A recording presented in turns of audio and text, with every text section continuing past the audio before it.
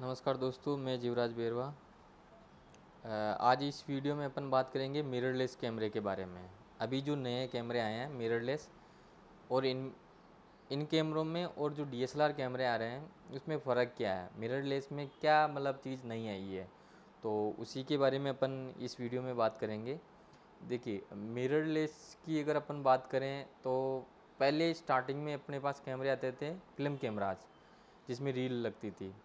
तो जब उससे अगर फोटोग्राफर अगर फोटोग्राफी करेगा तो करने के बाद में वो पहले उसकी जो फ़ोटो थी वो लैब में देगा, लैब में देने के बाद में लैब से वो करेक्ट होने के बाद में फिर उसको मिलती थी। तो ये जो प्रोसेसिंग था इसमें कम से कम भी 3 से 4 दिन लगते थे। उसके बाद में वो देख पाता था कि उसने जो फ़ोटो खींची है वो कैसी खींची है, उसका जो एक्सपोजर आया था वो कैसा आया, उसने जो मतलब अपना एक्सपोजर दिया कैमरे को, जो फ्रेमिंग की है वो कैसी आई है। उसके बाद आए हैं डीएसएलआर।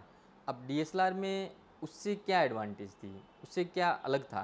तो डीएसएलआर में देखिए इमेज रिव्यू कर सकता था फोटोग्राफर, कि जैसे ही उसने इमेज खींची तुरंत बाद वो देख सकता था कि उसने जो फ़ोटो खींची वो कैसे खींची। ठीक है, एक्सपोजर उसने क्या दिया, उसने क्या स्टर स्पीड रखी, उसने क्या आईएसओ रखा, उसने क्या मतलब अपर्चर रखा, उसने मतलब पिक्चर कंट्रोल क्या रखा, वाइट बैलेंस क्या रखा, उसके अकॉर्डिंग उसका जो एक्सपोजर जो उसने जो दिया था कैमरे को वो कैसे आया। तो वो तुरंत बाद देख सकता था कि उसकी जो इमेज आई है वो कैसी आई है। अगर उसको लगता है कि ये मेरी इमेज नहीं है तो तुरंत उसको डिलीट करके तुरंत नई फ़ोटो ले सकता था। तो ये था डीएसएलआर में। अब आए मिररलेस। मिररलेस में जो फ़ायदा है, सबसे बड़ा फ़ायदा है कि आप फ़ोटो खींचने से पहले आप जान पाते हैं कि आपकी जो फ़ोटो है वो बनने कैसे वाली है, आपकी जो फ़ोटो आप खींच रहे हो वो कैसे आने वाली है।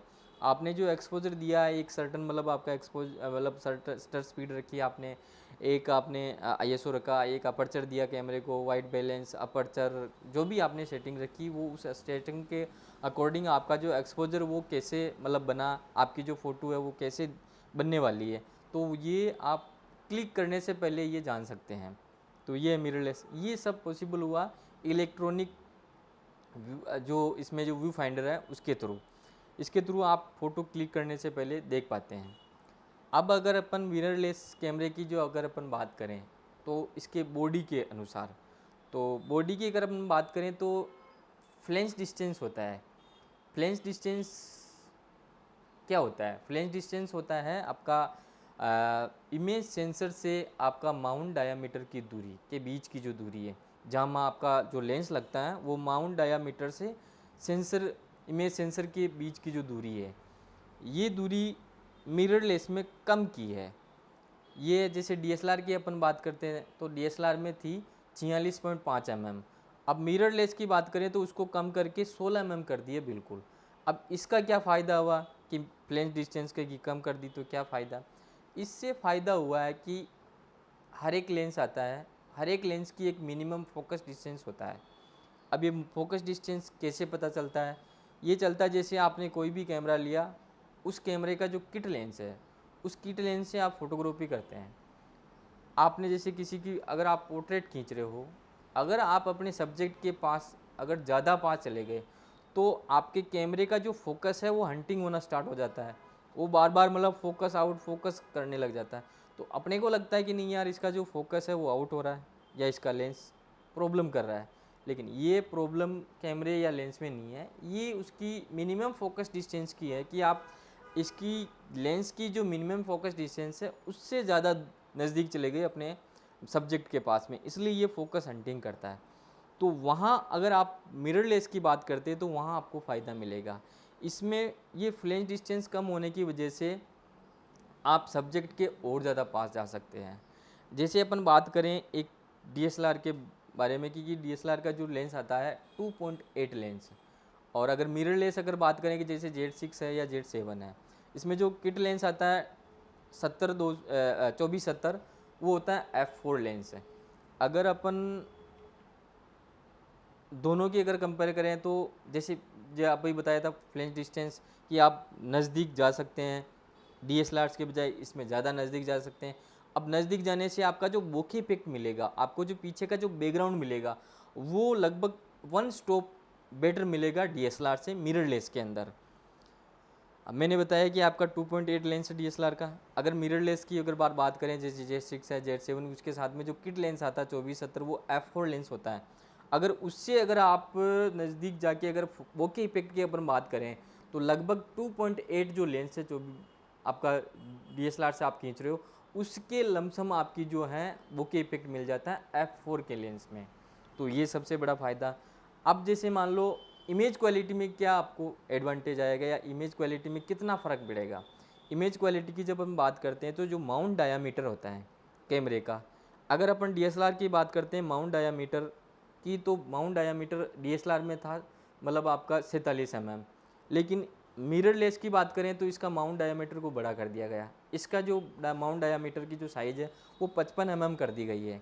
तो माउंट डायामीटर बड़ा होने की वजह से जो आपकी जो सेंसर है उस पर जो लाइट जाएगी वो प्रॉपर सेंसर पे जाएगी और लाइट ज़्यादा जाएगी DSLR के बजाय। DSLR में जैसे अपन ने पहले, आपने कभी भी फ़ोटो खींची होगी, फ़ोटो खींचते हैं अपन, ग्रुप फोटोग्राफी ले रहे हो या किसी की भी फ़ोटो ली, जब फोकल लेंथ, जब हाई फोकल लेंथ पे खींचते हैं तो अपन कई बार क्या होता है, जैसे ऊपर का जो बॉर्डर है या किसी भी कॉर्नर का जो अपन जो इमेज देखते हैं जब अपने को जूम करके, तो अपने को ऐसे लगती है कि यार ये आउट ऑफ फोकस है ना। तो वो आउट ऑफ फोकस नहीं होती हैं, लेकिन वो आपका माउंट डायामीटर की जो साइज़ है वो कम होने की वजह से लाइट प्रॉपर नहीं जाती हैं, इस वजह से वो थोड़ा सा डल हो जाती है फ़ोटो, बाकी वो आउट ऑफ फोकस नहीं होती हैं। लेकिन अगर यही चीज़ अगर अपन मिररलेस में बात करें तो यहाँ फ़ायदा है कि माउंट डायामीटर बड़ा होने की वजह से आपका जो सेंसर है उस पर प्रॉपर लाइट जाएगी, मतलब इस कोने से इस कोने या इस कोने से इस कोने, चारों कोने से आपकी जो इमेज आएगी बिल्कुल शार्प, बिल्कुल क्लियर फोकस्ड में आएगी। तो यहाँ एक आपको फ़ायदा आ गया, इस तरह से आपको फ़ायदा। अगर अपन बात करें जैसे बटन्स लेआउट की, बटन्स लेआउट की बात करें तो मिररलेस कैमरे में सबसे बड़ा जो फ़ायदा है, आप जितने भी बटन्स हैं उसको आप कस्टमाइज़ कर सकते हो।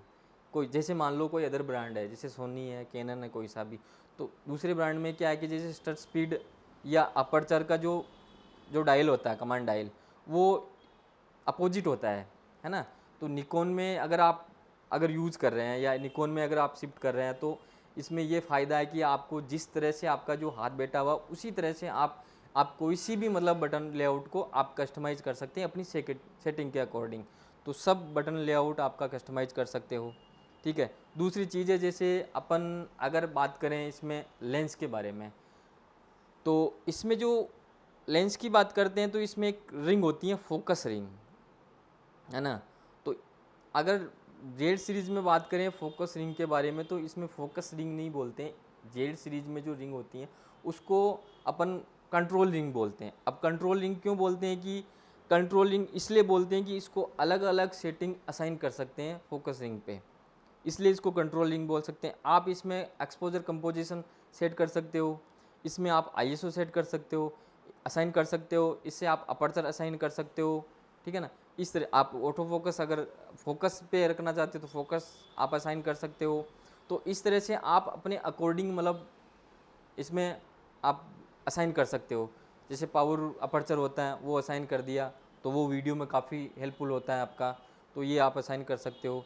तो इस तरह से आपके बटन्स लेआउट पूरे असाइन आप असाइन कर सकते हो किसी भी सेटिंग में आप, है ना।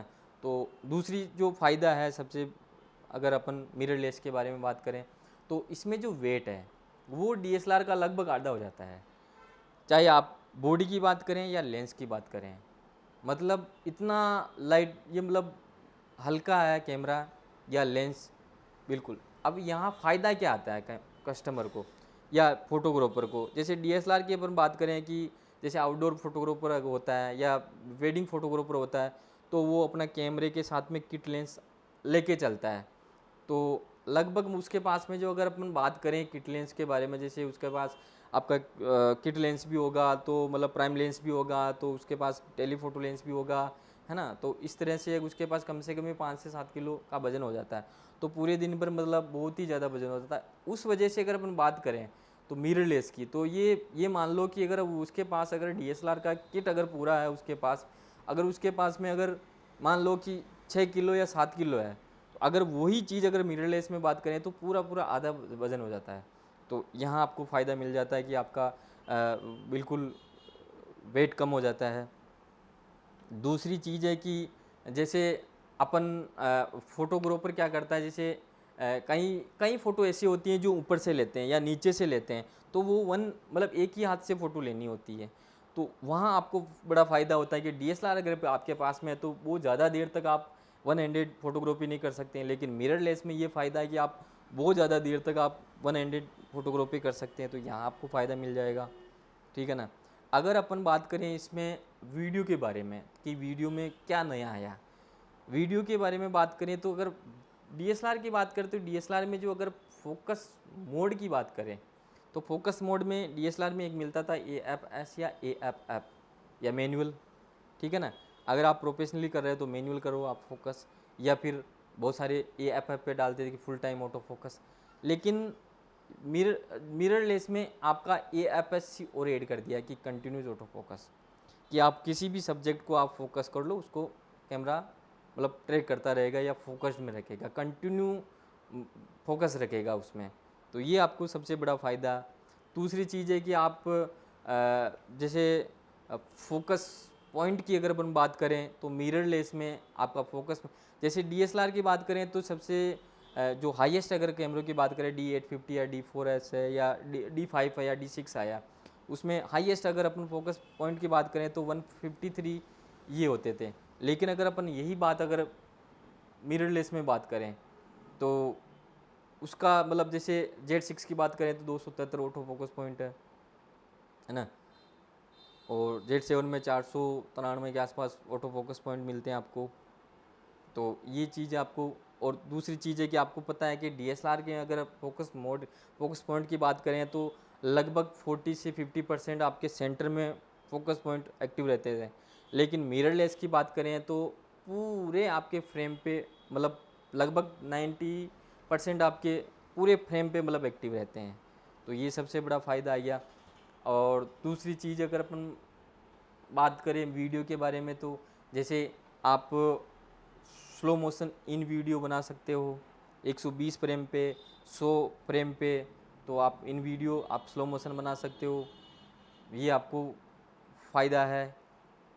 तो इस तरह से अगर अपन बात करें तो मिररलेस में बहुत सारे फ़ायदे हैं, लगभग मैंने बताए। आपको अच्छा लगा होगा, अगर अच्छा लगा तो लाइक कीजिए, आपके दोस्तों को शेयर कीजिए। आगे और वीडियो बनाएंगे उसमें आपको मिररलेस की बॉडी भी बताऊंगा मैं आपको, और धीरे धीरे मैं आपको सारी चीज़ क्लियर करूंगा। धन्यवाद।